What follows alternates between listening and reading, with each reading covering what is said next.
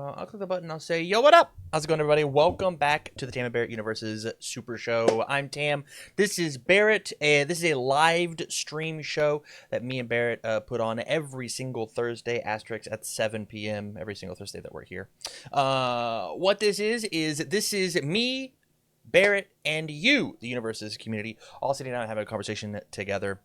I went back and I watched a super sidebar, a TC UniVersus thing.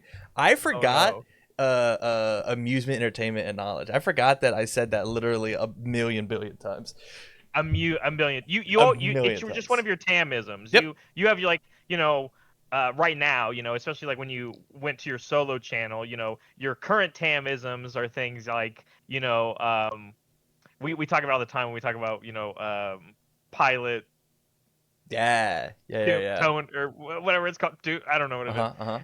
I always forget it every single week. But like that's just you as a whole, as a person. You can very much tell. No, it's not even just that, but like it's you can very much tll that Tam has been and is a teacher because he loves mnemonics. He loves like martial arts. They all go together. Yeah. It's okay. That's your personality, and it works. And it works. But anywho. This is the Tam and Barrett UniVersus Super Show. Sorry for the crazy long intro. If you want your question to be read out live on the show, or even better, you jump on the cast and conversate with us about your awesome topic, go to my Discord, a link in the description of this video, as well as inside of the Twitch. It's not a description; it's a box. It's a info box. I don't know. Whatever. Anyways, you can ask a question such as our warm up question as you guys get your other questions in. This is from Suichi, and this was literally a month ago. And so the question is a little outdated. And I will ask their question verbatim. With the last webcam regional being over the weekend, you mentioned on stream that declining player rates as part of the reason for that. Do you think people just lost interest, or another reason, such as not having access to proper setup equipment required to participate? So to condense that, Barrett, my question to you is why does webcam UniVersus fail? Wow, you really did. You really read it verbatim and then completely changed it. No, I'm kidding. I mean, sure. Let's talk about it because I have the Webcam Wednesday expert here, right? And you recently are no longer doing that, and you said the reason why you're not doing it is because strictly it's attendance. And like full disclosure, like I know you were using it for content. It's really hard to get content when no one shows up. I totally get that, but it was also meant to be. UVS Games used to do local Wednesdays every Wednesday. You're just passing and continuing that torch. And when they did that, a majority of players really loved that they did it. And even though everybody said that they loved they did it, they still only got maybe 20-something players a week. Yeah. And so the real question is, for the longest time, I can see why you worded it this way. Why does it fail?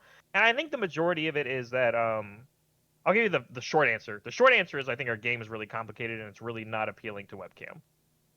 That's the short answer. The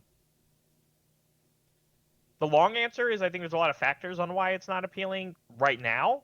That being, TTS is very accessible. It's something we've never had access to in our long history of playing the game, and now we do. And shout outs to like Nick Reagan for keeping that going for us and things like that, because that he full disclosure, he doesn't have to do that. No. He just doesn't have to do it, but that's how much he cares about the community and what he wants to have this access point for us that we've never had. And because Nick Reagan was around too when we didn't have it. And so I don't even think he uses it. I don't think that he plays TTS. I don't think he does either. Yeah. You ready? Nick Reagan, I think, has the pleasure of having enough people locally that if he wants to play UniVersus, he has his group of friends that he goes and plays UniVersus with, which is great. That's how you and I played card games for years and years growing up, and how everybody did growing up. You're like, yeah, do you want to play card games? You message your friends and you go, hey, you want to get together on Friday night or whatever night, and we can go play card games. And then eventually that like develops into a local scene, and you yada yada yada, and like that's what people do. That's card games. That's the hobby. That's the I don't know. I'm not gonna use the word cult. That's the wrong way to word it.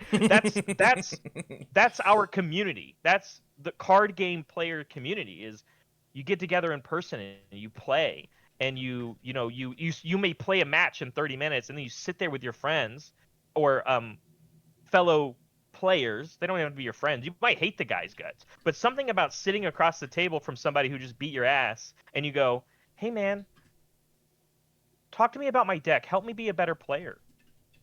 And like that in-person relationship of like why people get into card games, that comes from being in front of somebody and like having that human to human interaction. And yes, webcam is accessible, but the reality is, Tam, is that we're not in COVID anymore. And it was a band-aid to a world that we lived in. But I think the reality is people want to play physical card games in front of people. Yeah. People like to do that. Yeah. Um, Other aspects, it's summertime. I just went on vacation. We had a long extended weekend because of July 4th. I got in a helicopter, for God's sake. And you bet while I was in that helicopter, I was not like, man, I wish I was playing Webcam Wednesday right now. So, like, people, like, I'm going to a wedding reception this weekend, like, for a party of my close personal friends because it's summertime. They got married. The weekend after that, we're going to an in-person regional. We're going to have fun. We're going to play with our friends. Aside from all of those things, we all live our normal lives. I have to go to work every day.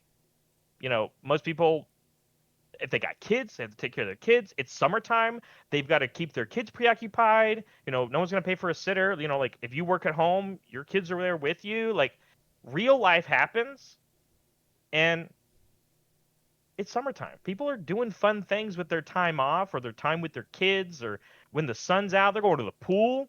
I'm gonna go hang at the pool aside from the play webcam Wednesday, because at the end of the day, this is a hobby. This is a game to us, and we love our hobby. We love this game. Yeah. I don't want to sit in front of my computer when I could instead literally tell my friends, "Hey man, you want to go to the patio at the local bar and we can play card games and eat food and have a good time on the patio and enjoy summertime and do all these things?" Instead of sitting in front of our computers and playing when we could play in person. And I think a lot of people are doing that. Genuinely. I think um obviously the larger your game is, the big ones like Magic and One Piece or whatever, when you have more players, you will have, even in that large mass of players, there's still a pocket of people that really enjoy playing on webcam and online. That will exist. The problem is that our game isn't this big. Our game is this big. And so that same percentage ratio looks closer to this. And it exists. There are people that will do it. And then as Suichi asked or said, what about the setup and all that stuff? And you're right. Some people, I don't know about you, Tam, but I've said this many times. I hate playing on webcam. I absolutely hate it. Because it just adds this extra level of stress in a competitive setting. I should go back. Sure. When we had real provisionals and regionals on webcam, and even like during COVID times, like people playing in One Piece tournaments or Dragon Ball tournaments or whatever, because they were very successful during COVID. They were very successful doing the webcam tournaments. It was so much extra stress for me in our game because I have to make sure that everything I'm doing doesn't look fishy, because integrity. Yeah. And at the same time of doing that, so I have to keep an eye on my own webcam to make sure that what they see is good. At the same time, I have to be looking at their webcam and not only understanding the game state of the game, and there's a lot going on in our game at every moment, and I have to also be checking that they're not doing anything fishy. Yeah. And when you're in person, it's way easier to catch anything being fishy, so much so that you don't even think about it. You just don't even think about it. That also on top of the fact of just like, I do genuinely think the pace of our game is slower on webcam. So a 50-minute round is actually less of that of played game time, because intricacies, making everything I just said and then making it flow together. Because of all those reasons, I find webcam incredibly stressful, and I hate it. I did it once, and I said I'm not doing it anymore. Even when I was playing competitively, I said those ones I'll pass. I'll just pass. And those are the cheapest ones to attend because you don't got to You travel don't got to travel. anywhere. Yeah. You don't Yeah, go yeah, yeah. anywhere. And that's why they're so appealing to people. They are appealing to people when they're like really for high stakes stuff. But I do think at the end of the day, like it is still stressful to people, more stressful than playing in person. You know, even in person, you know, like you end your round and you're like, go meet up with your buddies and you ask them how they're doing. Like that's what you do. That's what you do at a card game tournament, or you go check on other players or whatever. You go to a vendor because you finished your round in 30 minutes and you hot skedaddle and have some fun. And now it's like, I finish my round and I either go hop in another Discord call to talk to my other friends, or I just sit here and just sit on my computer and like I'm not playing card games anymore. I'm just doing computer stuff. So Yeah. I think there's a big disconnect in the webcam world. Maybe it's just not for me. I'm pretty opinionated on it because like I don't like it very much, but I understand why it's successful and can be successful, and it does seem to constantly fail in our game, like the way you word the question. I think regardless if they're like supported officially or not, doesn't matter because obviously, even when there's real prizes that David Toombs was doing, they were still getting less and less and less people doing it. I don't think it has anything to do with what prizes you're giving out. I think it has everything to do with it's not how you and me grew up playing card games. It's not how it's supposed to be done. Man. Sorry, I left you on that one. You know, is that a real boomer way of saying it? Yeah. Oh, okay. Yeah. Yeah. That's If this was like, a I'll go on the different other show, side. I'd make some different jokes. That's fair. Let's. You've said a lot. You I said a lot. I did. I yapped. yapped. You certainly. It's your I turn. did not realize you were so passionate about hating Webcam Wednesday so implicitly. My big takeaway on why Webcam Universes failed is I think that this added level of stress that you are talking about is not worth it for the very high end, top end competitive players, which are who this is the audience for. Absolutely. Right? And so you then take and you go, because a casual player won't go to any regionals. They're not down for it. And so then you go one step lower to the people who I'm going to use this word, it's going to sound yucky, but let me walk with me, who claim to be competitive but don't make this their entire life goal. Like this isn't their number one hobby. This isn't the thing that they do. I'm playing 4 games every day, 7 days a week. Like those are the hyper competitive people. They're out because of the stress of webcam. If the pricing isn't like crazy and messed up and like an insane amount of money, right? And so then you get the next tier, which are like competitive players, and that's who we're actually like doing things for. And the truth of the matter is, there just isn't that much of there aren't enough of those players that are willing to play. And then lastly, you've got the non-competitive players, the I'll use the word casuals, who come in, play their cute fun deck, their rogue deck, go 0-2, go 1-2, and go, well, shit. I guess I'm at my computer. I'll drop and I'll play a game. And then eventually you do that loop so many times that you go, why am I spending the $30 to go play Baldur's Gate 3 hours from now when I could not spend $30 and play Baldur's Gate right now and put it up on the other monitor and just watch? Which is where, like, I think that the issue with Webcam Universes right now is that the audience isn't there to play. When we host events, I get 60 people watching the event. Yeah. Where are these people? Why are they not playing? And the answer is they don't want to play. They want to watch. They want to watch. People love content. You're way better on the expert on this right now, but like as somebody who has newly created a new YouTube channel, I made my channel 2 weeks ago or whatever, or 3 weeks ago or something like that, and like and like I'm barely advertising. I'm not doing anything, like, because the game that I'm doing content for doesn't exist. Yep. Like, it doesn't exist right now, right? So I'm not like boots on the ground, like, like, I'm not doing all that right now. I'm just trying to build a foundation, and I'm still surprised that my videos 6 hours being out, because I post them at like 2 a.m. in the morning. 6 hours from that, so in the morning, like 8 a.m., 9 a.m., and they have 50 views. And I go, what? Yeah. And I go, who are these people? And the reality is, and I also do feel this for UniVersus, even though, again, we are a smaller card game, people love to watch it. I think they actually do like to watch it and then talk about it. They like to watch it and then talk about it with their friends. I see it happen in group chats all the time. You see it happen in Twitch chat. You see, and like, I don't read enough like YouTube comments or anything or stuff like that. But like, I love this that we do. But like, the reality is, the amount of people that actually absorb like UniVersus like podcast content, I don't think is very high. No, I Like, agree. period. I Like, mean, just in it's general. just the audience that we have, right? Like, But when UVS Games goes live for Louisville, people are gonna they're interested, and randomly, as the stream starts, 100 people show up, because those 100 people are like, I really want to watch UniVersus right now. and this stream is gonna be so good, guys. I'm so excited. It's gonna be the best. I it's am ever done. also very excited. I am also very excited because I'm hoping it goes incredibly well for us, and it will like almost kind of shift into like a new era of how we do things, and I'm so excited to be a part of that.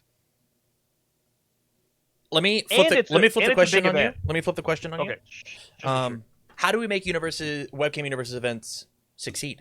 What would it take? Because I have an answer, but you shooting from the hip, what do you think that it would take, right? As a, like, what has to happen inside of doing it? I think the easy answer is UVS Games doing it themselves again, whether it's the small webcam Wednesday thing again, or doing webcam regionals or whatever. Like, obviously, I think it's the easy answer. That's how you get people involved, because at the end of the day, for all that percentage of people that we said that it's not worth it, to some people that dial exists, and they will say, oh, it is worth it. Yeah. I got nothing else to do this weekend. It is worth it. I'll put it on my calendar. I think that's the easy answer to gain the traction. But I think the reality of it is that's just like a Band-Aid to it. And the real answer for you I have for you is, I don't think there is a solution, Tam. I think our game is,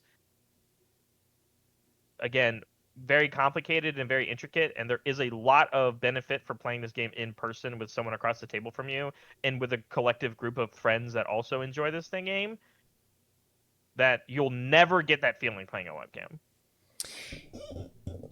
So I don't think that's a successful plan. Here's my solution, and I think it is truly reinventing the wheel. And you turn this into, this is how we get real spectator sport out of UniVersus, out of the card game. And you just don't open it up to the public. You make it creator focused. You make it influencer focused, and you make it like a 16-person invitational, and you literally make it like a 2-day event, worlds type event, where you have all of you take 8 creators, you take 8 top end players that aren't necessarily the creators, right? And then you put them into a bracket. You want to do a summit? You just do a summit. You do a webcam summit, and you have and it is entertainment rather than we get 100 people in a room and we all see who's the best. It's now the production quality goes up. You don't have to necessarily make it over a singular weekend, because you monopolize these 16 people's every other weekend for 2 months, right? And then now you can like have casters and storylines, and these creators can take and go promote it themselves, because they're going to be playing every single round. Like you just make it an event to happen, rather than here's an open invitation to play for prizes that aren't as good as the rest of the thing. This is a thing that I'm working on doing. I've got way too many irons in the fire to even potentially start it. But like, it's here in the back of my head on how to make this successful. I want to back it up though, because I don't think that answers the question. Like, I think that's, you ready? You know, I love this idea. I've supported this idea ever since you wanted to do it at TCG University. Yeah. I'm down. It just requires money to do. I love the idea. Tim, that doesn't fix the problem of getting the players to want to play on webcam. Let me change it though. I think the way that you make webcam university successful is you stop doing the classic model of a Swiss round. It is a broadcast, rather that webcam events are broadcast to take high-end selective players together to showcase the game, rather than making a Swiss Open tournament. So I am literally taking the entire the classic Swiss pattern for webcam events doesn't work. It just doesn't work. We have, as you said, we have evolved from that, and so either you stop doing them or you have to change them entirely. Swiss rounds for webcam events don't work, and so this is how you make them successful. Yeah, and I would say if asterisks. There's anywhere I have no idea if this is going to work.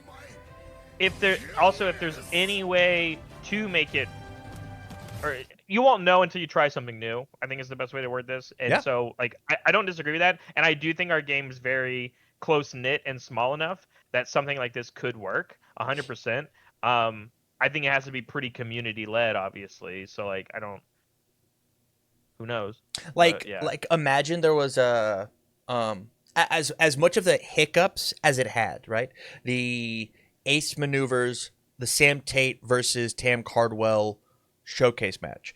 Imagine that on a grander scale, but it's webcam and there was some time spaced in between. Imagine all 16 of these players had to stream their POV so that in between rounds they were talking to chat. People were cheering on their favorite person. The production worked with each player to give everybody very similar graphics and setups to make sure that everything was unified. Like, and it's commentated, and it's commentated. Like there's so much, and to the point where you could even do it in classic Summit style, where it is 14 players get invited and 2 players get voted in from the community, and that's how you get the outside people in. Like and that now you've got these 2 rookies who are coming in to play with the big dogs. Like there are storylines that you can Twitch Rivals style 100% Negamat. Twitch Rivals is not an open gameplay for everybody. You do not get an invite to Twitch Rivals. You actually that is a sick name. Twitch Rivals UniVersus sounds sick. Just straight up steal it. I'm gonna take it all the way back.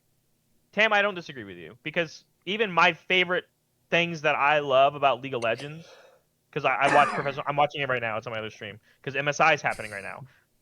MSI is a mid-season invitational. People like me don't get to go to MSI. Yeah. It is the best players in the world at MSI, and it is for content. They are competing for their own prize, and your thing could be for nothing, I guess. But, like, even if it was for a prize or whatever, it doesn't matter. You're just saying, like, we should be more taking advantage of, like, if it is something that's going to be happening in a reason for someone to get in front of a screen, it should be to absorb content and the entertainment value of the game, so that they watch it and they go, that makes me want to go to my local game store and play UniVersus. 100%. Not necessarily play it on webcam. 100%. 100%. Well, in that sense, you're right. The old idea of what UniVersus playing on webcam is dead. You want it to turn UniVersus into content, the professional or higher level gameplay into content, and that's the drive to make people go play. Yeah, 100%. Yeah, I would agree with that. Great question. Thank you, Suichi, for dropping it. I messed up my thing. I have to fix it.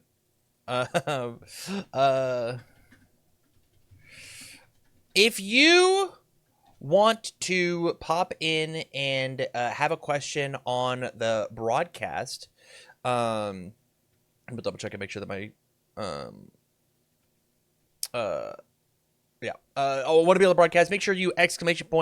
Ask a question in chat. That will get you access to my Discord, where you can pop in, open a ticket, come jump on the show, just like this next person. Fan of the show, Malamoan. Hello. What's up, buddy? What's up, Tam? Nothing much. Just doing a fun And show. Barrett. Thanks for Okay. being on. Uh, so had you on. Sorry, question. Good question. Love the question. Go ahead. Ask away. Yeah, so I had asked, and this is part of the reason why I had currently taken a hiatus from the game and stopped playing which is funny, webcam games, which is funny why they came up. How do you go about play testing competitively when you A, don't have a locals, and B, don't have a team that you can, play against or spar with? Um, my biggest issue that I've had in this game is I am a competitive player. The closest LGS that I have to me is a 2.5 hour trip. It would take me longer in travel time than it would do to play weekly. The issue that I had with webcam, which is, you know, I was a consistent regular for webcam, both for when UVS Games was doing it and when you were doing it. But the issue was I am, again, a competitive player. And when I line up and see, Harley Quinn on the opposite side of me, it's not really helping me much. Okay, called out. That's fine. Um, Speaking of callouts, do you want to shill or do you want me to do it for you? Because No, run it. okay, so excellent question because I think this is the other side of this coin that we were kind of talking about, which is the bread and butter of playing card games and getting into card games is that feeling of like you go into a local game store and you sitting down with your friends and doing yada yada yada. And the reality is that doesn't exist for everybody for their favorite game or whatever. Or here's even another thing that I'm going to bring up. What if you love UniVersus and you do have a local game scene, but you hate their guts? You're like, man, the people that play my locals, they suck. I don't like them as people. That's a real thing. So this is what I'm going to shift it to. There are now avenues in our society and world for you to find like-minded people that have the same exact problem slash dilemma that you do online, and you do whatever it takes, because if you're compassionate and competitive, you do whatever it takes to make it work to whatever level you need it to do. And the reason I bring this up is because like I know I work for the company, so I know I'm going to say this and I might get in trouble, but like the reality is that TTS is a very, very valuable resource that we have access to. And if someone hits me with, yeah, but I don't want to spend money on TTS, it's crazy to me that you're going to go buy a booster pack or X amount of booster packs for $30 when you could go buy TTS. It's just crazy. My computer can't run TTS. That's baloney because it's actually put together by sticks and straw. um, so, and again, even when I say get TTS or play on webcam or whatever it takes to do with your local friends, the key piece of this conversation I'm trying to have is you have to find a group. You cannot do it by yourself. Even if that group is going on the UVS or the UniVersus Games uh, Discord and having conversations with people, you have to do it. Barrett, I'm not very social. I'm not good at that. Anxiety. A reality check. For you to play in a 1v1 card game, there must be another one. You have to interact with somebody at some point, even if you don't like interacting with people. I get it. It's a lot easier for people like me or Tam, or we show up to a card store and I'll talk to a stranger and I'll be like, "Yo, what do you play?" I'm that cringe guy that you might not like. I walk in and I'm like, "You want to play?" And if they go no, no harm, no foul. I'll go find somebody else. Or they're like, yeah, let's play. And then I get to meet a new person. Maybe we vibe. Maybe we don't. Maybe I never play the game with this guy again because he's like a rager and he didn't like that I beat him one time. And I'm like, oh, this guy's not really good. Or not, or, like, I know I need a high, this guy's a casual. He's not going to come with me to competitive events. I'm While great to make Americans a are friend celebrating our here. country. But that's not the people I'm going to be grinding for competitive events with. If I'm a grinder and I'm a competitive player, I need to find more competitive players. And you're right, Mal. As of right now in UniVersus, it's very team centric. I'm not going to disagree with that right now. It's pretty easy to look at as the outside in, even when you tune into the broadcast and you see people wearing jerseys or they giving shout outs to their other teammates or the people in the top cuts when the commentators start talking about them, they talk about what team they're from and who they represent. You can do it on your UGN. You can literally talk about who you're representing and who you play with. The reality is, just because you're not on a team, just because you don't wear a jersey, to be a competitive, I don't even know the word to use here, to be a competitive player in any activity, a sport, card game, a chess player, collaboration is the key to learning. That's what we were taught in school, right? There's a reason why they make you do group activities. You could be the smartest kid in the school. You could have a 200 IQ. There is something to be learned from the way that other people approach the game and having conversations, because they will always see something differently. And our game is so intricate that collaboration, I think, is necessary. And I would say this about any card game. I think collaboration matters. So I would say the key to this, Mal, is you're right. If you don't have a local scene and the webcam is not officially supported and your favorite streamer, Tam, shut it down, you have to be the pilot of your own destiny of UniVersus. You need to go find other people that are playing UniVersus that are just like you, that don't have a local scene, that really want to get into it, and you have your own group. You don't need a team. Don't put a name on it. You want to be talking to somebody in DMs or messages, or you get on a call once a week and you just talk. You talk about your favorite card game. You talk about the game. Talk about what you're excited to play. Jam a game or two online if you have a webcam or on TTS or whatever. You have to find the people. I think that's the biggest thing. And I'm not sitting here like yapping about it. There are tools that exist to do this. There are multiple Discord channels. The good news is some of those players or streamers or teams that we're even talking about have their own official Discords that have fans just like you, or even if you don't like them. But somewhere in that realm of the scope, you can find somebody that's in the same boat as you or wants to collaborate. I bet you anybody that might even pull this up on YouTube, you might find somebody that's like, hey, I really want to do this. And the other thing you have to be accepting of is you might find somebody that shares that dream with you, and you might be a level 8 player now, and they might be level 4. They might be new to it. And you get to make the decision if you want to help level them up to your level and then you grow together, or do you just want to find somebody that's already closer to your level? That's a decision you get to make. Like, I mean, you get to choose who you spend your time with, of course. But there's so many unique people and personalities and people that play our game with different ideas. My biggest example here, and this is the last thing I'll say, I think I'm really good friends with Christopher Bromley, and Christopher Bromley and I do not play UniVersus the same way.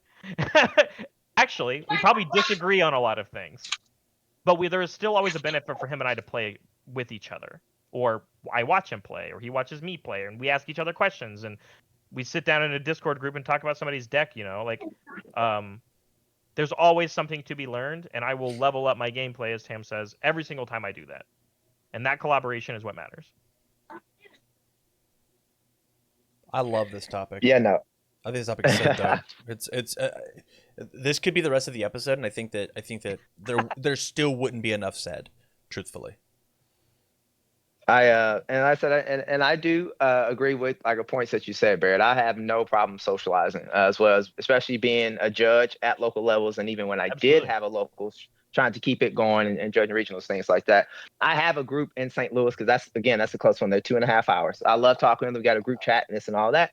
Unfortunately, the only time I get to play them is when they have a pre-release or a store championship. Not that I necessarily. I mean, we play stuff. We may not play regional level decks, but we still there's still stuff on the line to go have a good time. There's bragging rights within the group. So, I still want to play a good deck, but at the same time, not everybody in that group wants to play TTS. And then the other issue with webcam is it's kind of hard to get decent proxies for this game.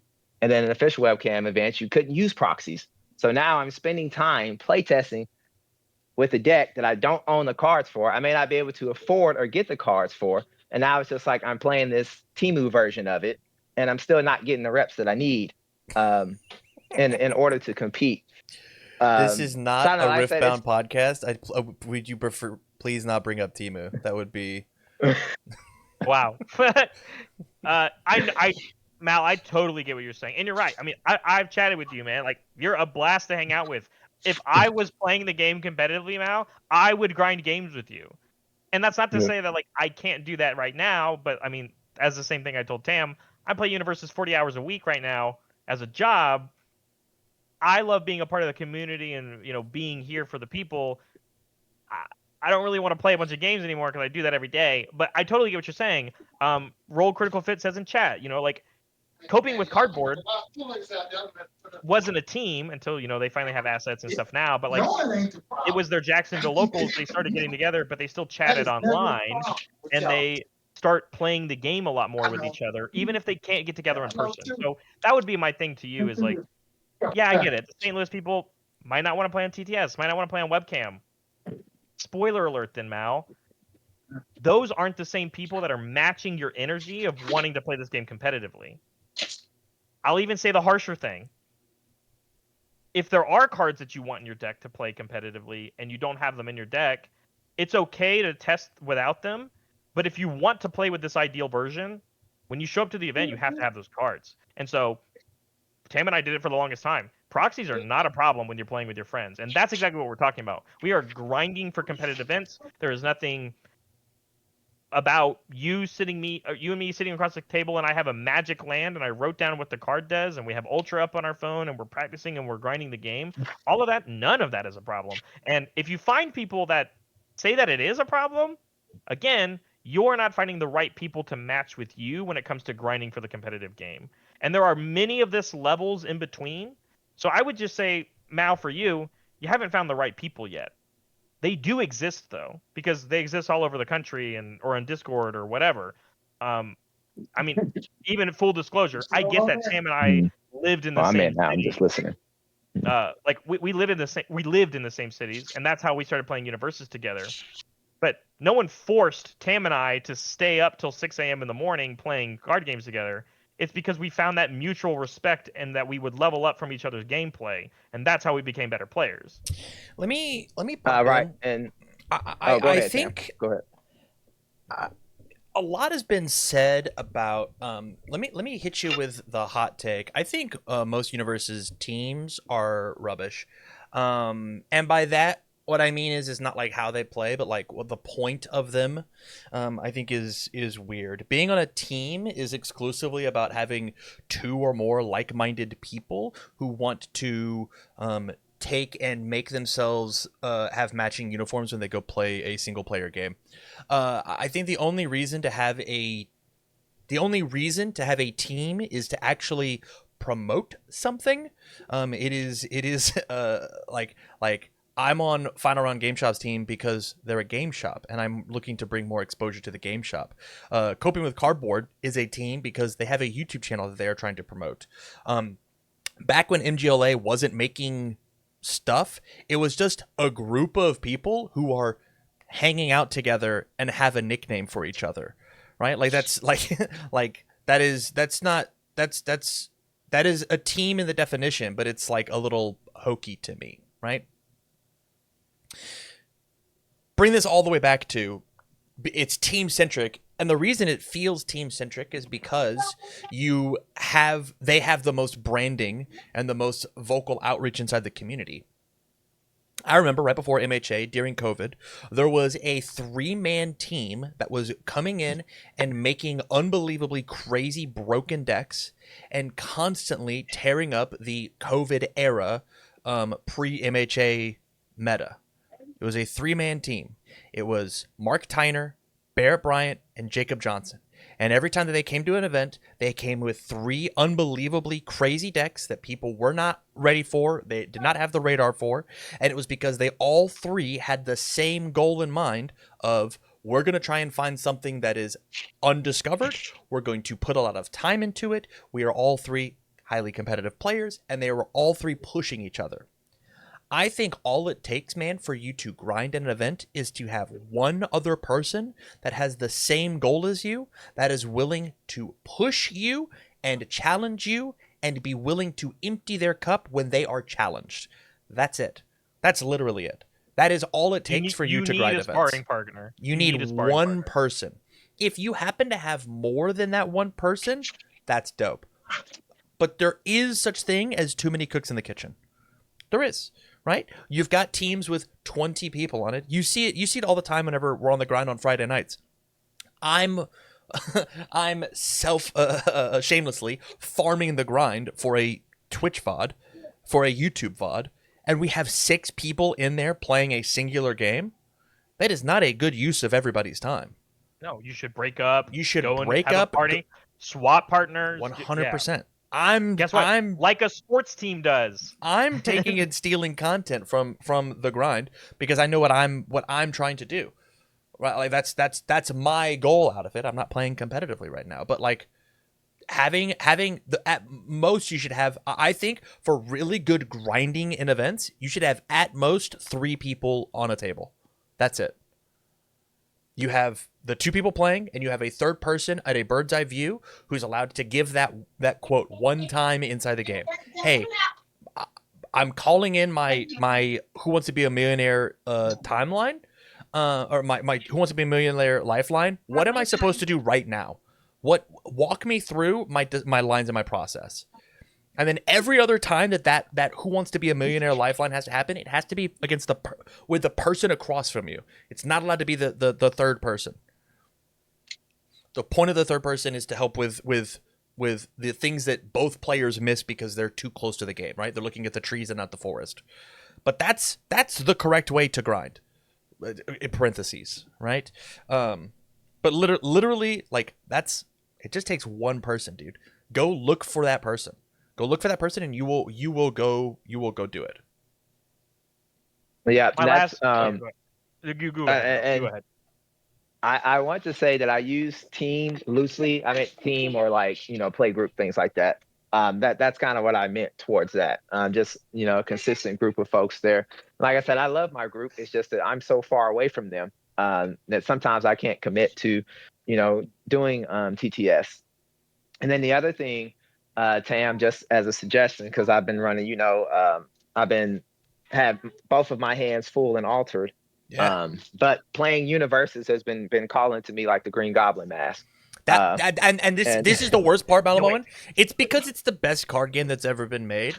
It really is. It sucks how fucking good this game is, man. It is actually the best. It's better than heroin. It's gonna ruin your life. It's gonna ruin your life. Yeah. So yeah, and as I'm making my way back towards that, but the idea that I was telling you about is something that I think that would help, because like me, that's the kind of reason I stopped playing webcam. I wanted to continue to support you. But again, I had different goals for what I wanted to play. And don't get me wrong, if people wanted to play casual, play their cool, fun decks, they don't get to play because regional is fine. Cool, okay. But I think that if you were to do, like, let's say a set is a quote unquote season, right? Sure. What's done over in Altered is there's a weekly. It's free to enter because everything's digital. So I don't know if you do it webcam or TTS, whatever. It's free to enter. Everybody who goes X and 1, in our case, we play 6 rounds because each game is like, each round is 30-minute time limits. So, for example, you say, hey, everybody who goes X and 1 or better gets an invite to the end of the set, end of the season invitational. So there's no pricing or anything on the line for the weekly. Just everybody who goes X and 1 or better gets invited. At the end of the set, quote unquote, season, there is a invitational. Only those players who, through that time, they got X and 1s or whatever, can qualify or are allowed to participate in that event. Then that event, that's when prizing is introduced. Is that event for everybody that's qualified for? And so at that point, when you're introducing the prizing, then I know currently there's no, like in Alter, there's no charge for everyone who grinded out to get their invite to the event. But in UniVersus sense, if we would say, hey, at this invitational, this is the prizing. Now it's a $5 or a $10 invitational. I feel like at that point, I know I would be more inclined to, because one, I know everybody who's qualified is most likely, got some type of competitive grind in them that they're going to want to play. There's prizing involved. But it's kind of like that way. So everybody who is casual or wants to play, they can play on a weekly basis. They may not plan on trying to, get that invite towards the end of the season.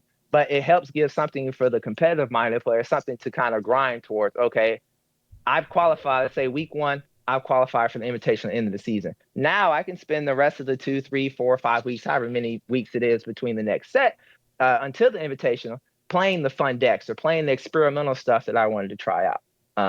It's just an idea for it, because I definitely want to see.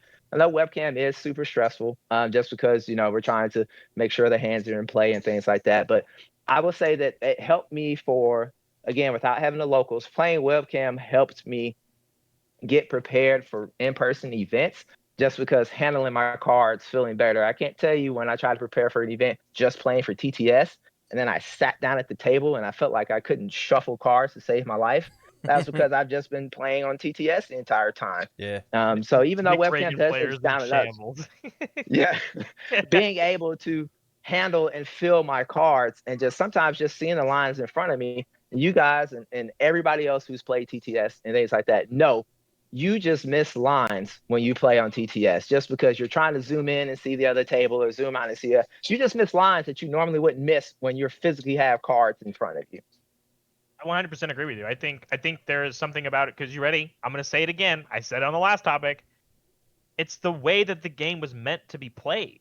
Yeah. Is when you have those physical cards in front of you, and when you have to adjust the way that you're playing, whether it's a webcam and making sure my hands are here, or TTS and pressing all these buttons to make sure the game works. Something I could do with my hand, I have to input with a mouse and keyboard. It's out of your comfort zone. You're uncomfortable, but you do whatever it takes when you want to grind and get better at the game. So I don't disagree Yeah. with you. And it's great that they have that avenue for the casuals and the competitive players to mesh together. Spoiler alert, our webcam regionals were the same thing. A casual player could show up. Yes, they spent money, so even go back to that. The webcam stuff that they did, casual players would show up and competitive players would show up because they just want to jam games with people, and they're just like you, Mal, is that they didn't have a local scene or whatever. I can't tell you how many times that like we stopped doing the webcam Wednesday because I would commentate a couple of them. You know, we had to rotate. You know, we had a schedule or whatever. Mhm. And as soon as we stopped doing them, I can't tell you how many people came to me and they're just like you, Mal, where they're like, yeah, I don't have a local scene, but you know, that was a way for me to play at least 3 games every single week. And for them, that was their fix. So like I get my 3 games in UniVersus in every week on webcam. Awesome. That's great for those players. But if you're the high-end competitive player, those 3 games are not enough. Those are not enough. That is the reason that I really cared, like, the first half of this year about bringing Webcam Wednesday back, and then Community Game Night, and it like breaks my heart that I postponed them, like I put them on hiatus, because like there are so many players that just don't have a local, and I just like I can't host an event every single night of every single week. It just doesn't it just doesn't make sense for my life, and so like Yeah. No, like no, and don't want you to be burnt out from that either. So, no. like, And you ready? It shouldn't be Tam's job. It shouldn't be UVS Games' job. It should be whoever the player is that wants to be better at the game to find other people that share that same drive. And those are the people that should be working and playing together, no matter what the avenue is, no matter how you do it. In person, I'll bring it all the way back to talking about the teams. I think this is my last note for this, I think, is the game has a lot of spotlights right now on players that are on teams right now. And the reality is because they're doing well. Yeah. They are topping. They are winning. Andrew Porat was not on a team last year, officially. He wasn't on a team. He didn't wear, you know, he still doesn't wear a jersey. But Andrew Porat is winning a lot of games. Well, before he was on a team, he was still really good. Whoever are the locals that play with Andrew Porat must be pretty damn good at this game too, even if they don't travel. Because that was the thing about me when I was in Kansas City and we had a local scene. I had some pretty damn good local players. Only 2 or 3 of them would travel to events. Because that's not what they were looking for. But they were still good at it. When people that are at this level bring up others. And then when you're all there, you all bring each other up. People like Andrew Porat aren't doing well because of lucky chance. I don't know how many games Andrew has played, but it is probably a lot. People like Travis have been playing this game for a very long time, and he has like-minded people that he can pick up a game with whenever he wants because he has created his team or his community of friends that he plays this game with that are at that same level. They want to do well. They want to prove that. Rochester CCG is a name because, yes, it was originally a local, the people of Rochester that play UniVersus, and they have all leveled themselves up, and they are some of the best UniVersus players in the world. They didn't do that by not playing games with each other. And they do it pretty much every week, no matter how they do it. Tim doesn't go to a local, he might jam a game or two or something, or he'll talk to somebody, he'll collaborate. Kevin Broberg will show up, he'll play some games. Meanwhile, you have the other people like Sean O'Brien who will be there every week. And just because he is there at the store, but the amount of games that they have played, the time, the practice, all those things, all of that adds up and all of it matters. And it doesn't matter who you do it with, as long as you are like-minded and you're all working to be better. We're still just the locals. Exactly. They are still the people in Rochester that play UniVersus. All right, man. Final thoughts? Yeah. So I will agree with you too, Barrett. It is on the onus of the player to find that. But at the same time, especially for this game being how small that we are, I feel like there still needs to be a watering hole. It doesn't have to be a TAM, but it has to be a watering hole somewhere where people that can go to come and drink from, so to speak, whether that is, casual or saying, hey, I kind of want to be, in there. Like, I know some of the LGS owners hated them, but that's kind of like what I felt with provisionals. Provisionals kind of scratch that itch because it's just like, once a month or every couple months or whatever, that when the company was running the webcams, that felt good because I liked how varied the game was then because, one, it was online. Nobody's spending a ton of money nobody's spending a ton of money to travel, so they're not playing their super sweaty meta decks. It could be something that, you could probably trust in a 3 or 4 round event, but you wouldn't take to regional because, let's be honest, if I'm spending $400, I'm going to make sure I'm playing something that I feel can handle all comers. That's one of the biggest things that I did like about that. So I do feel you. Like I said, I feel like there needs to be a watering hole just kind of for that access there for those that aren't, trying to grind and find that. At the same time, it doesn't have to be TAM. And then TAM, you don't feel like you have to be don't feel bad about having to take a step back because, again, you got to worry about yourself. I mean, the you answer being there is stressed out like and- there just needs to be somebody who is passionate about running events, and that's not me. Right? Like, I don't want to be the event coordinator. I want to make cool content stuff, right? And so I'm lucky, I'm blessed that I've got Paul Butler, who I postponed a Tuesday night community game night, and he went, "That's fucked up. I don't want that to happen. I'm running it myself." And I went, "Hell yeah, man! You should run it. You're a mod in the Discord. Community game night is still happening every Tuesday. If you got 3 hours on a Tuesday night, it's there for you." And I do want to kill the notion. The watering hole does exist. There's a battlegrounds on the Discord, like it exists. Like and so like, and there's LFG, TTS, and webcam. And I just pulled it up because I don't pop into this Discord very often. I just pulled it up, and literally today, there are people in there that were looking for games. Right, put them up. People I don't know of. I know Heinz. Heinz is a cool guy. Heinz is cool. But like anyone can do that. And that don't get me wrong, that's the bare minimum. That's the watering hole. The extra stuff is maybe you find somebody that you like that you play with on there. Or they're like, hey man, I know a bunch of other people that like the person you play against, or even you go, hey, I go and I play a bunch of games also on TAM's server. And there's casual players, competitive servers. You should go join that one too. And then you have 2 places. You have 2 watering holes. And you go, whoa, 2 watering holes? That's better than 1. And then, like the avenues do exist. There isn't just nothing. And just because nobody's hosting webcam events doesn't mean that people aren't playing on webcam, I guess is the best way to word it. Man, I even made a whole ass fucking ELO system on my Discord for people to go play games.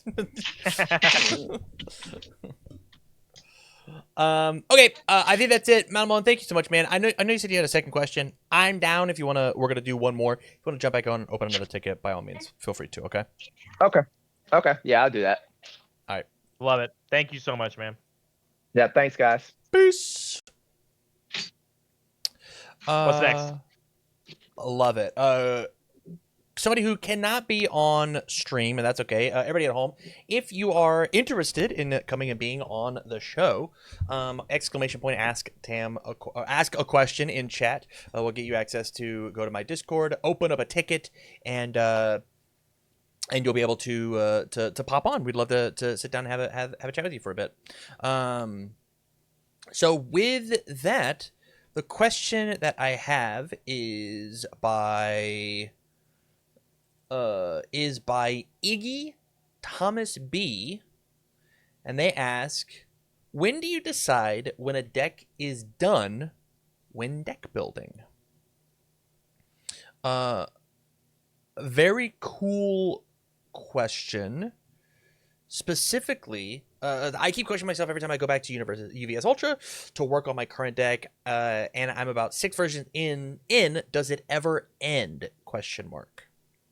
I mean, chat's already giving the answer that I'm going to give, and the question is, you're never done. Even when you submit your deck list, you show up to a regional and you play the deck that you've built, you're going to leave that tournament going like, this card sucked.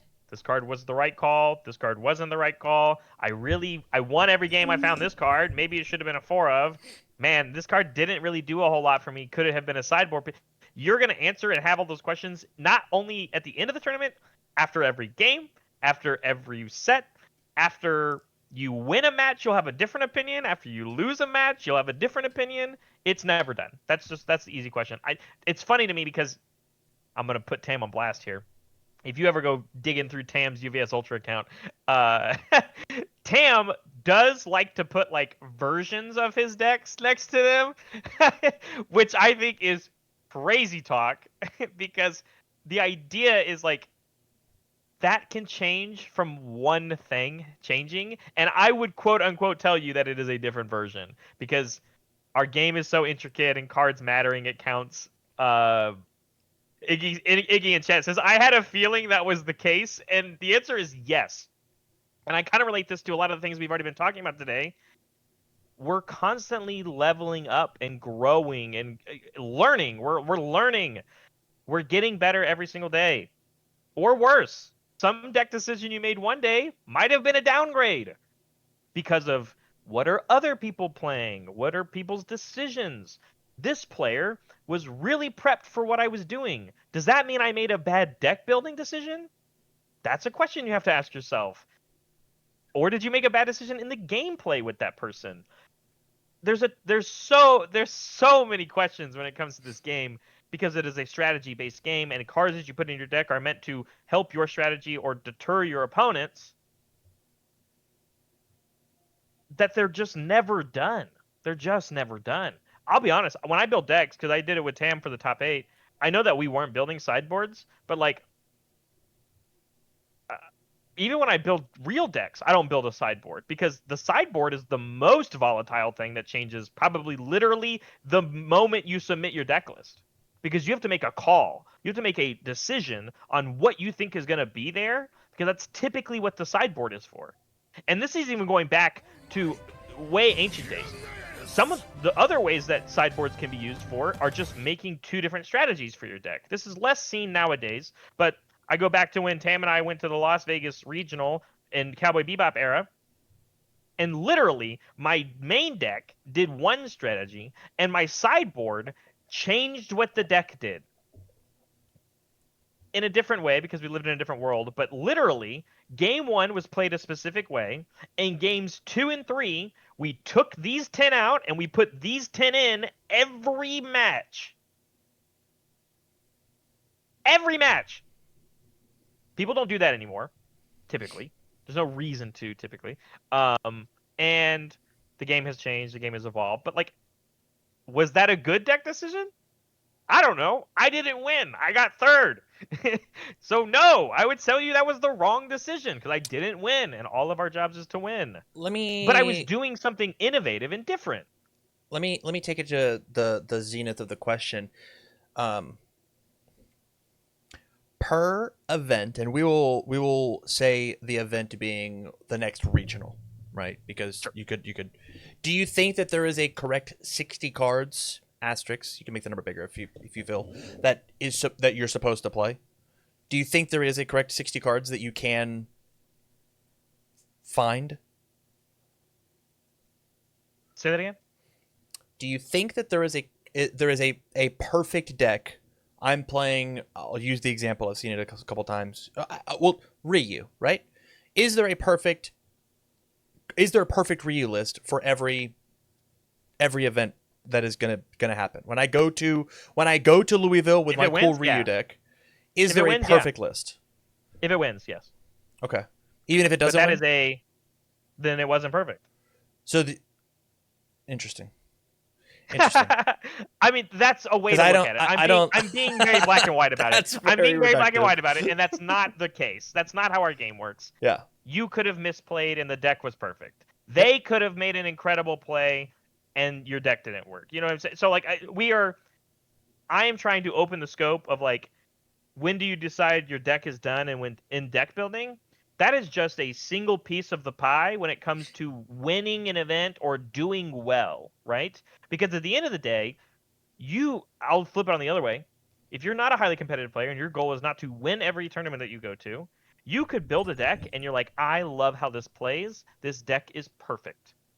And you will never touch that deck again because it does exactly what you want it to do. Yeah. That Ooh. deck to you might be solved. Say that last I don't have sentence to one more touch- time for me, buddy. The deck might be solved. Before that. Even if you didn't win, the deck might be good enough. Or I don't. Yeah. Okay. Discord cut out, and you just I could see you Oh, my do bad. this.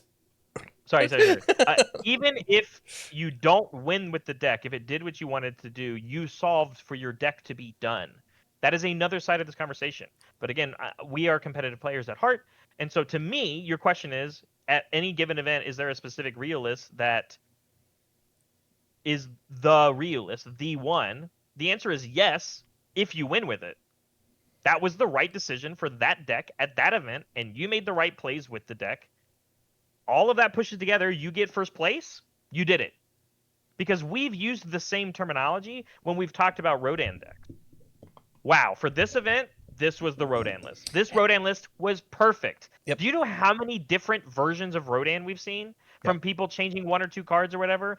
But the one that got first was the right one for that event, for that player, for that field. I think that is a apt way to do it, and this is I wanted to pull that answer out of you. So as we go back to the Ryu suggestion, right? Let's pretend that Street Fighter is out right now because Ryu is just the character that I thought of. I got him right here. When I go and I play, lucky you, only man in the country. When I go and I play at my local, the lowest level event possible, there is a perfect Ryu deck for my local that I did not bring. There were 7 other people at my locals. They were playing XYZ character, and that is what I have to figure out, and including main board, sideboard, right? And I say 60 because that's the minimum, but maybe it's a 120 card deck is the proverbial correct thing to do, right? When I go and I play in the next local, that exact 60 card list is not the perfect Ryu list anymore because one guy changed their deck, right? And so the answer, a ban list happened. A ban an list errata happened. Whatever. We get a new set of products, and I have a singular card that I'm supposed to be in. I decided that instead of because of how my list wasn't perfect before, but I took a 3 of down to a 2 of, and now it is perfect. Like there is, like, because of how numbers work, there is a perfect deck. The issue is that it is impossible for us to actually find it with the data that us as humans can do. Even if our game was, and I mean this, 1,000 times bigger than it is, right? Like if we took every other card game player in the world, it stopped every card game player decided to play UniVersus. I still don't think that we would find and know whatever the perfect 60 card list for any one event is. I just don't think there's no way for us to figure it out. And because you're ready, I'll hit you with another thing. If you're so Iggy, I think what you might be feeling is the amount of stress that comes to deck building in our game. I think there's a lot of stress because there's a lot of cards, there's a lot of decisions. Cards may do similar things, but they have a different block mod, or they have a different difficulty, or they check a different value, and whatever you need your deck to do, or how many attacks you're playing, all of this matters. All of this matters. And what I think you might be running into is, here's the other thing I want to tell you is, even if you think you found the perfect deck list, someone because this is how card players are and how they are at heart. They're going to see your perfect deck list and they go, wow, they think this is the perfect deck list. I'm going to build the perfect deck to beat it. And then are you the perfect deck anymore? Like that, and like that's exactly what I think Tam is also referring to, is that someone's going to come out here and they're like, I've solved the way to win every UniVersus game. It's play this deck in this specific way, and you get a little lucky, and this is how you react to certain things that happen Man. and certain things in the format. And someone's going to come along and go, wow, I agree with you. I can't wait to build a deck that specifically beats this piece of crap. Odro 2 is such a menace. He's a tier 0 deck. I can't believe that Midoriya 1 accidentally fucked that guy over, right? Like, it was not on purpose, but man, what a perfect storm of Odro 2 did not see Midoriya coming. That's because the Midoriya player did not see Midoriya coming. It happens, right? I take this back when people are like, God, what was it? It was like set 2 or set 3 format of MHA, and people are like, this is the deck, this is so good, and someone's like, well, I'm gonna play Monoma, and I'm gonna, and like you're playing Life Asui or something, and I'm gonna be like, well, I'm gonna be Monoma and I'm gonna copy that, or insert 5-hander here, right? You're like, I'm fourth kind, fourth kind Moneta or whatever, and you're like, awesome, I'll play Monoma so that I'm you but 1 hand size larger, and they went, and it's like, well, did I just take, and I get to play a different symbol, so I've got different tools and different stuff and different things, and it's like, is your deck perfect, or am I the perfect deck to beat yours? And people are like, So now, from here, to put it into a bow, when do you decide when a deck is done when deck building? The answer is when you think that you are as close to that perfect line as possible, you just need to realize that you can't see the top of the mountain. Like, you'll never be there, right? And when there are so many micro macro views of deck building, of I'm down to run this deck at this regional to get the most data as possible, so that when I go and I deck build for the next event, it feels I have that knowledge there, so I can make more informed decisions on the next time, and then I get to make more informed decisions on the next time, and more informed decisions on the next time. The reason that deck building is so hard at the beginning of the game is because you don't have that data to begin with. You have to go fail. You have to fail. You just have to. We do not have a there's I don't know the Magic app of, like, if you type in a commander, it will give you like a list of 85% of decks with this 85 people who make this commander put this card in their deck. That just doesn't exist for our game. EDH rec, yes. There's also like Mox Field or Scry. Yep. Yeah. Like if I take and I go and I look at a commander at EDH rec, it will tell me the community says that this is the good one in this one. You should play this one. We don't have that. That's not a thing that UVS Ultra does. That's not a thing that UVS.cards does, right? I wish we had that. Man, that would be such a cool piece for us. And nobody in the community is willing to do it. And even then, if you had it, it's all people's opinions. Yep. Everything is opinionated. Even the events I've won. I can't believe I was staying with Tam at the Nationals that I won with Tokoyami, and we got back, and literally you and I think Mitch were like, hey, I need a deck to play in the side event while you're in Top Cuts or whatever. Can I use your deck list? And I go, absolutely. Wait. This card's shit. Don't play it. I played 2 copies of this attack that's garbage. You should play these instead. Yeah. So even the event that I went and won the whole tournament with wasn't the best deck. Like, it was not the best deck. Someone would argue with me, and they're like, well, you won. So I would argue with myself, well, you won, so it was the best deck. And I go, well, this card did 0 things during all of my matches, except check to 3 and was a 4-diff. There's a billion of those. It could have been any of them. And the reality was, the other 2 better ones were in my sideboard, and they came in every game.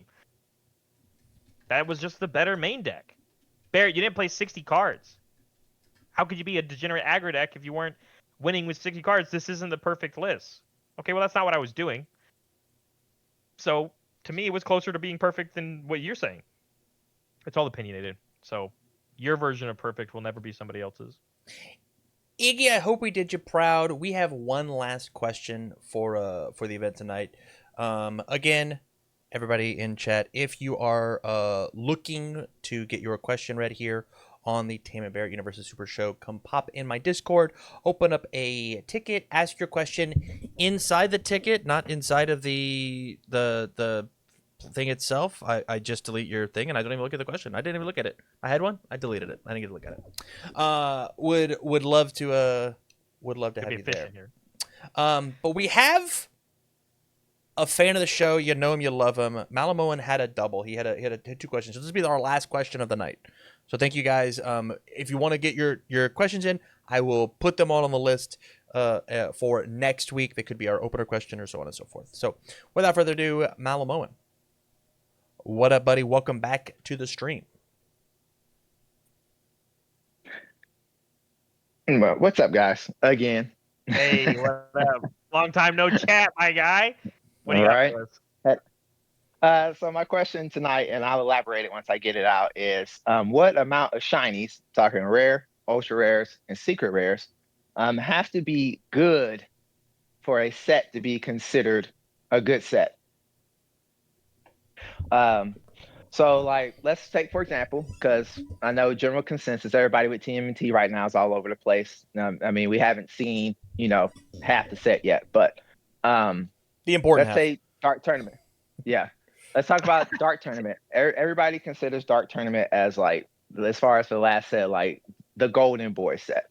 I dug into numbers, looking between the rares, the ultra rares, and the secret rares that either, meta decks have been played in the results. And so that equated out to 28% of the shiny cards that deck is what's been played in meta. So as my question is, then that's what I mean by that question. What percentage of it, because we're in an era right now, when I hopped into the game, Crimson Rampage was the newest set. That was back when boxes were still like $70, $80 more often than not. We are way past the $70, $80 box stage now. So I'm asking, where do you think the ultra rares, all of those, are at to be considered worth the price point now that we're like $90, $100 boxes? I'm gonna pop in before Barrett yaps for 4 minutes, and I'm gonna go first this time, David. I think that this question is twofold because you said a very specific thing that I think matters, and you said the word meta, which means competitive play, which means playing the game in a specific way. I think, and here is UniVersus hyperbole, number one flaw. There's only one way to play this game, and it's at the very tip top of competitive play.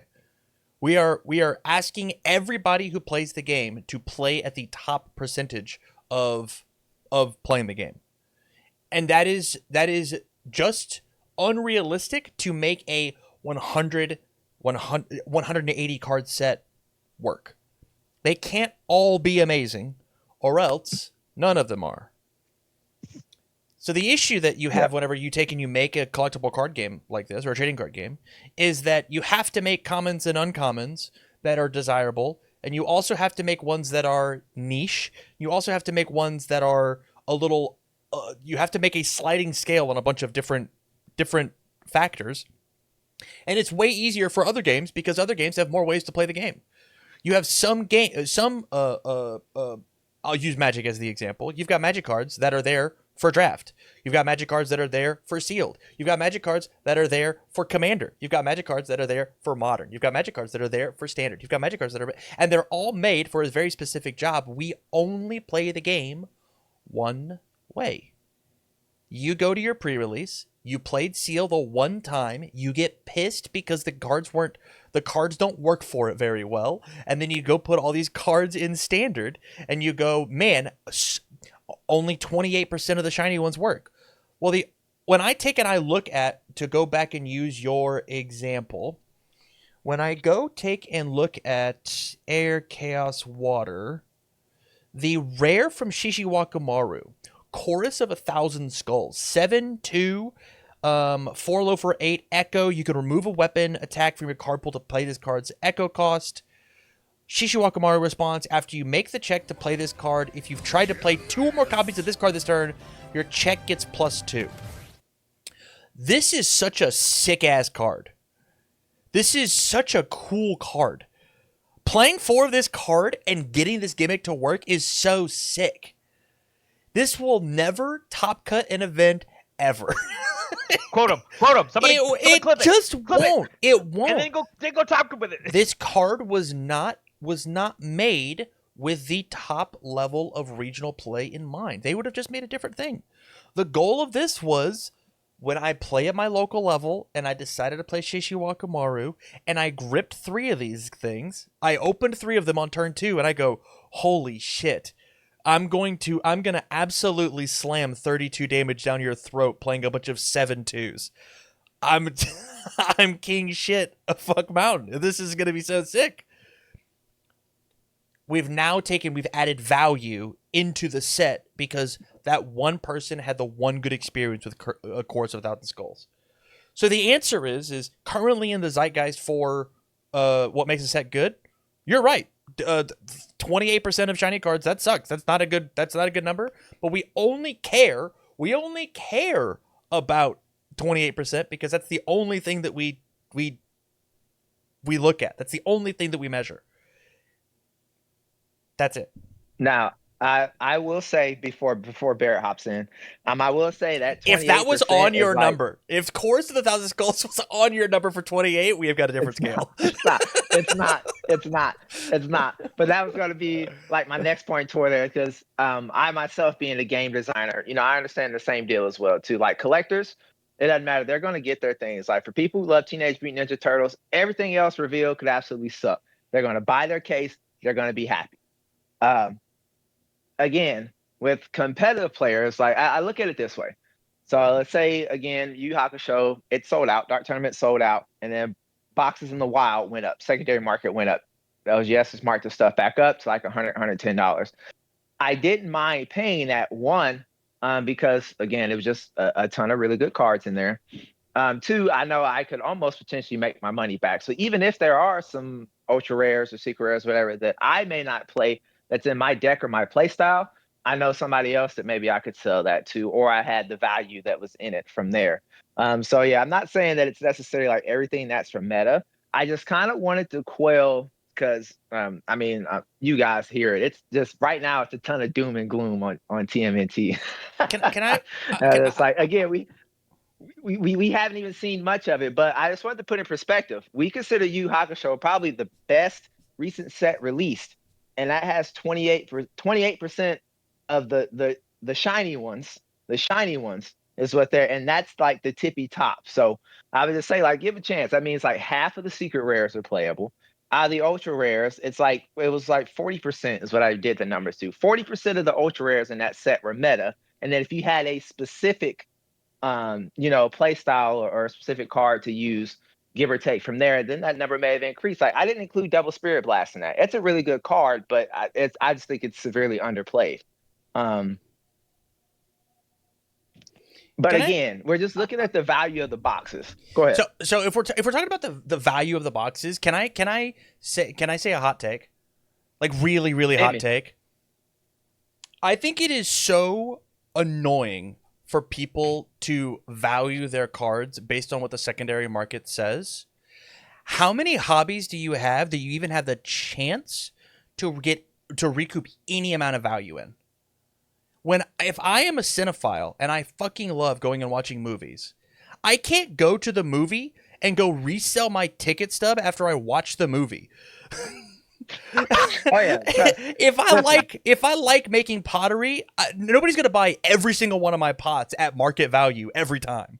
It's just not going to happen. Listen, you're talking to a miniature gamer, so I know because I don't see any return on investment. So like if I'm a bird watcher and I get up in the morning and watch birds, not take photos of birds. Yeah, just watch the birds. Hey. Give me money. I lost money. I lost money because I could have been working, so time lost, and I had to pay for the binoculars. I think this is a good point. I'm going to segue into this. I'll take over. I think you're right, Mal. I think there's a very big. There's two lanes to have this conversation on. Meta impact value for how good is the set? How many cards do I put in my deck at a competitive level because they are good in the format? I had Value. 3 pieces of catfish today. I'm a card game player and I bought this product for $90, and the cards I opened were worth X amount of value if I got in a car accident and had to I'm sell. getting so distracted, man. I can't He was I can't hear Barrett at all. Oh, okay. Hold on. Yeah. If I buy a $90 box and I get X amount of value return in case somebody gets in a car accident and I have to fix that, I go in and I go, wow, I paid $90 for this thing and I only got $70 back. Would you say that's a bad set if all of those cards were competitively meta?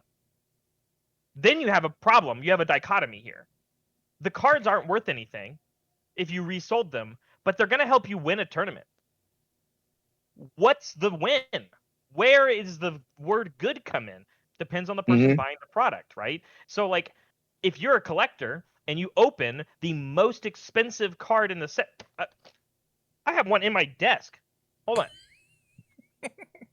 Mal, I want you to tell me how much money this card is worth. This is my national champion winning card for beating Tim Keefe. There's 4 of these in the world. You tell me what this is worth. Doesn't matter what you say. Don't worry about it. Is this card good? Because I would tell you this card is not good. So the question becomes, I think inherently for card game players, I'm going to get real with you. I'm going to get really real with a lot of you. Chat. I'm not rich. Tam, probably not rich. Most of you in chat, not rich. This is an expensive hobby. There's nothing wrong with you looking at your cards and you investing into something that you enjoy to do, because it is a hobby and you are meant to have fun with what you do and you get enjoyment out of it. You worked, you earned money, and you decided to spend that money on this product because it makes you happy. It's as good as you want it to be, man. You cannot let somebody else tell you that your decision was poor or bad because somebody else says, well, that card's not competitively viable, or, well, that card's worth 2 cents. Yeah, but my chorus of whatever is going to go in my Shishiwakamaru deck, and I'm going to have so much fucking fun playing 4 of these on you. You can't put a value on that. But we all want to have Rochester a safety net. CCG can. I'm just kidding. But we all want a safety net. Nobody wants to get into this hobby and something happens in your life and you need to pull the eject button. And so I take all these cards on my desk and I sell them because something happened. Because real life happens. And we're trying to escape real life and play our card game that we love. Because the reality is that sometimes life sucks. But this little card game makes me happy. You cannot put a price on that. And you cannot determine your happiness on whether a card is good or bad. Did you have fun with the card? It's not for you. It might be for somebody else. But this little guy right here is my favorite card because it's got a little, I don't know, I don't have a good example. This sucks, guys. But Grog is my favorite character, and he's on this card, goddammit. So I'm going to play it, and I'm going to have fun playing it because I love Grog. Every single one of those players exists in every part of the spectrum. And this is my full open forum for anybody. Because I haven't been able to say this at all since joining the UVS Games team. The Street Fighter Challenger decks are coming out. I made those cards. You can blow up my DMs. You can send me a picture of a card and be like, Barrett, this card is dog shit.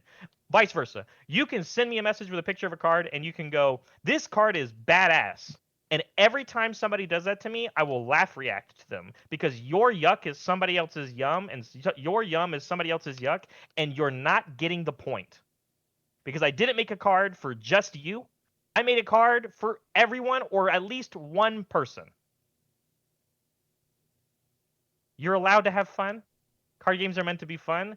We all love this game because we have fun playing it, or you like an IP or whatever. I play this game because I have a really good time whenever I sit here and I have fun talking about it with my friend Tam. Or I get into Discord and I play a couple card games. And even if I lose, I had a blast because I enjoy what I'm doing and I'm playing with the cards I like. We talked about earlier. The mechanics of UniVersus make me happy.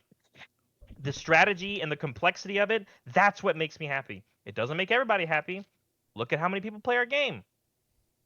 Everyone has their favorite thing. And guess what? I'm super excited to go play Commander too and play Riftbound. Whatever. You're allowed to do whatever you want with your money. Whether you don't like Ninja Turtles. I didn't grow up with Ninja Turtles. I don't care for Ninja Turtles. Am I still going to get the cards because I love UniVersus? Absolutely. But whether you like a character or you don't like a character, who cares? Like, who cares?